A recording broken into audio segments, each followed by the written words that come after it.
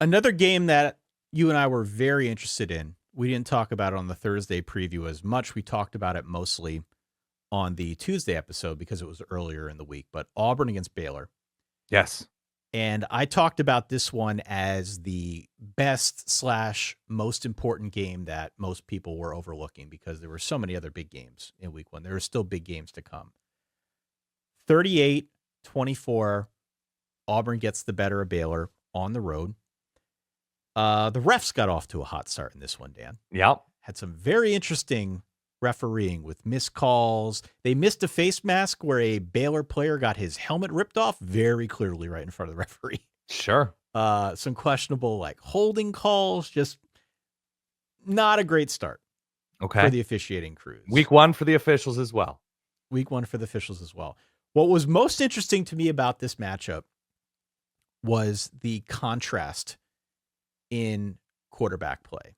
And I would say furthermore, the contrast in experiences, whether you're an Auburn fan or a Baylor fan. On one hand, on the Auburn side, you have Jackson Arnold, the duality of Jackson Arnold. I mean, in this game, it was just the singular effort he made, but continue. The best of Jackson Arnold last year was when he ran for 130 yards in that win over Alabama. Jackson Arnold this week, 16 carries, 137 yards, and 2 touchdowns. Baylor had no answer for it whatsoever. None. No. And Auburn was they attempted to take bad angles. That was a solution, potentially. It didn't work out, though. If you go back and look at the tape, taking bad angles and having Jackson Arnold run through wrists, it wasn't the best move for Baylor's defense. Not a great night. So they were really effective at running the football as a team. They went over 300 yards. They had 4 touchdowns on the ground. Jackson Arnold clearly has proven that he can do that. But as a passer, it's TBD. Sure. And this is where it's a bit of an experience, I think, moving forward. I don't want to be too critical here because truly, there's a lot of value in not being too cute. Mm-hmm. Just stick with what works. Take with whatever the defense gives you. You watched a lot of Riley Leonard last year. A lot of Riley Leonard. Listen, you take whatever the defense gives you, you win, you go on to the next round, everybody's happy.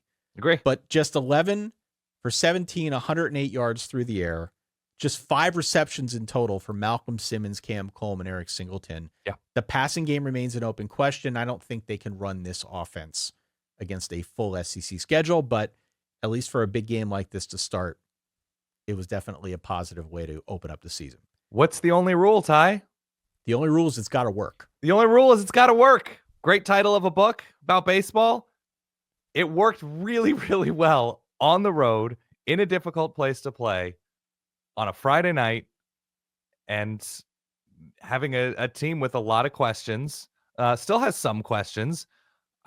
They were better up front. Jackson Arnold made some really good decisions to tuck and run, and it worked. They scored nearly 40 points with very little to no effective passing game over the course of 4 quarters. So it worked. It worked. And I say contrast in quarterbacks because I don't question Sawyer Robertson's ability to throw on the Baylor side.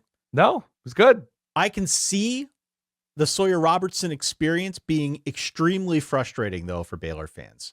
And what I mean by that is about 50% of the time, he is objectively really good. Really good. Throwing dimes, hanging in the pocket, it's good offense, showing good poise. Receivers. Yeah. The other half of the time, the ball could literally go anywhere. Mm-hmm.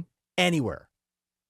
And I'm sitting there, just watching these games by myself, being the pups. And I'm thinking, is there a little bit of Max Whittick? Man. In Sawyer Robertson? Catching strays in 2025. Is there a little, that's a deep cut for the long timers out there. Overthrowing and you throwing it 100 miles an hour. But yeah, I understand what you're saying. There's a little bit of that in Sawyer Robertson. He's very good. He's fun to watch. I'm glad that we get to see more of him. Yeah. But the contrast between these two quarterbacks and some of the questions that I think they answered, some of the ones that they didn't, the experience is going to be vastly different on both sides of this thing moving forward. Auburn gets the better of Baylor. This was a 2.5 point line. You and I differed a little bit on how we wanted to break this one down. Yeah. a good showing by Auburn, though, on the road. This is a good way to start another team, much like LSU, that made some noise in the transfer portal, needed to have immediate results. This was a game they needed to have, absolutely. Yep. And credit to Hugh Freeze for going out there and finding a way to get it done. Baylor has SMU next week. They should figure out the tackling part of tackle football, because my Zen piece of advice is tackle football is very hard when tackling is a problem. Well, and Kevin Jennings, by the way, Yep. is no stranger to doing exactly what we saw Jackson Arnold do. Correct. And that is find a seam and run for it. Yep. He might be better at it. So the fact that we saw what we saw from Baylor in week 1, their inability to keep him in the pocket, I think that's problematic. I really do. They're going to score points in droves as they move forward. I'm not worried about the offense one iota. But the defense, that was the big question coming into the season. And I don't know if they really answered most of those questions for me, at least not yet.